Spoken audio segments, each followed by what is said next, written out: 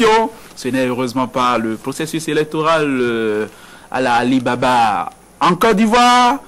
Et on peut s'en réjouir. Ici, chacun remplit son rôle en toute honnêteté et les vaches sont bien gardées. Rodovcal, la revue de presse.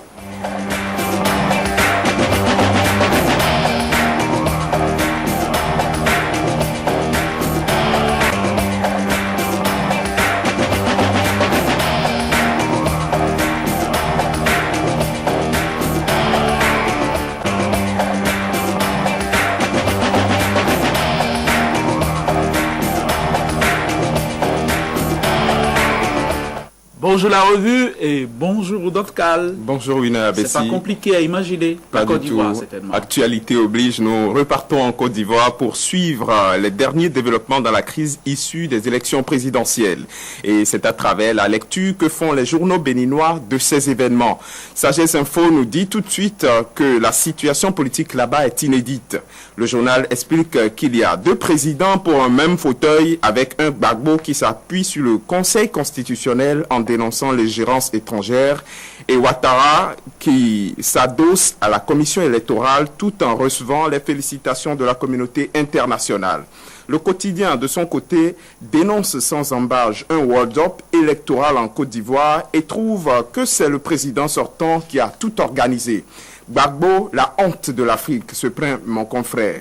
Pour ce canard, la Côte d'Ivoire se retrouve à nouveau dans l'impasse, ce qui n'est pas du tout bon pour l'économie de l'espace UEMOA dont elle est la locomotive.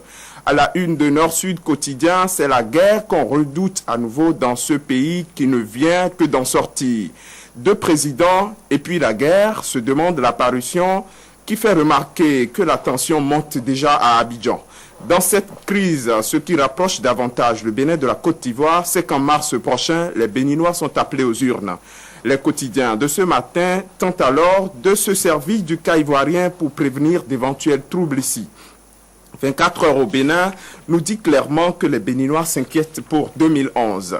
La parodie qui a consacré la victoire du président Laurent Gbagbo en Côte d'Ivoire par le Conseil constitutionnel suscite des inquiétudes, fait savoir la publication. Ces inquiétudes sont bien sûr au Bénin.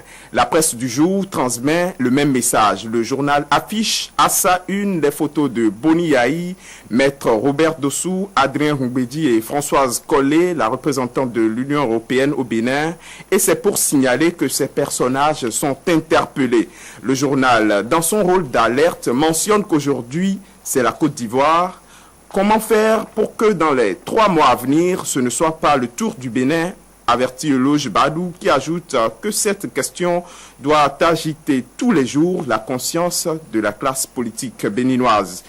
Pour le moment, ce n'est pas ce qui préoccupe le plus les leaders de l'Union fait la nation. Ils sont plutôt intéressés par l'installation des unions communales provisoires de leur coalition. Hier, l'UN a installé ces structures communales du littoral. La plus grande alliance politique du Bénin continue d'affûter ses armes pour la présidentielle de 2011, annonce le matinal, pour qui l'UN a complètement quadrillé Cotonou. Ce n'est pas que Cotonou rectifie la nouvelle tribune. Le quotidien rappelle que c'est tout le territoire national que l'union des opposants a fini de quadriller par la mise en place des structures de base à Cotonou. La capitale économique est un bastion de la renaissance du Bénin, partie membre de l'Union fait la nation. Le Progrès trouve alors que Léadi Soglo, le président de la RB, a présenté Humbedi à Cotonou. La cérémonie s'est déroulée hier à Midombo et là, le premier adjoint au maire de Cotonou, qui est en territoire conquis, a montré Maître Humbedi comme le prochain président de la République.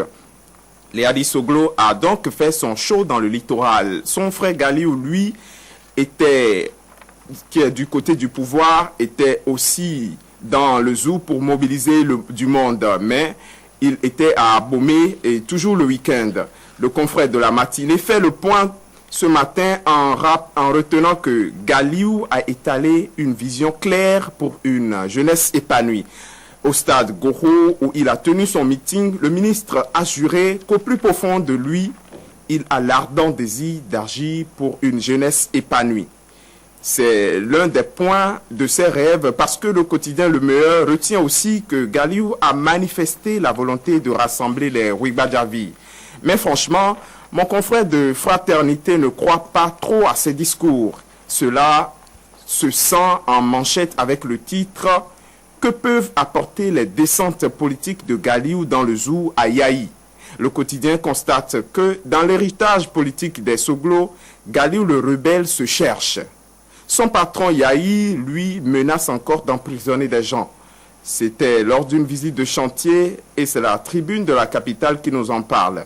Le journal nous apprend qu'en visite sur le chantier routier Toribossi-Topaou, le chef de l'État a piqué une de ses colères devenues légendaires. Donc, soucieux du bon achèvement et à bonne date de ce chantier, Boni Yaï a fait de sévères mises en garde. Le président a dit à ceux qui entravent la bonne marche des travaux qu'ils iront directement en prison. La tribune de la capitale se demande alors si Boni Yaï peut faire ça, que fait-on du sacro-saint principe de la séparation des pouvoirs dans un état de droit?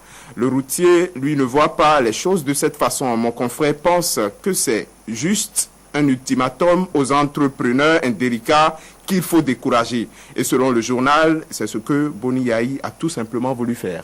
Il faut décourager des entrepreneurs véreux qui se foutent un peu de peuple, un peu des usagers de la route. Il y a des routes chez nous qui sont devenus éléphants blancs, ça vous le savez.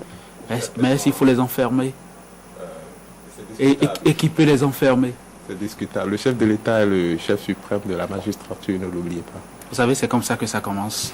Chef suprême de la magistrature, donc pour vocal, il peut enfermer qui il veut. Je n'ai pas dit ça. Ah, d'accord. Je n'ai pas dit ça, c'est discutable. Nous allons poursuivre le débat tout à l'heure. Merci à vous tous qui nous avez suivis sur Terre et bientôt sur la Lune. À demain 7h.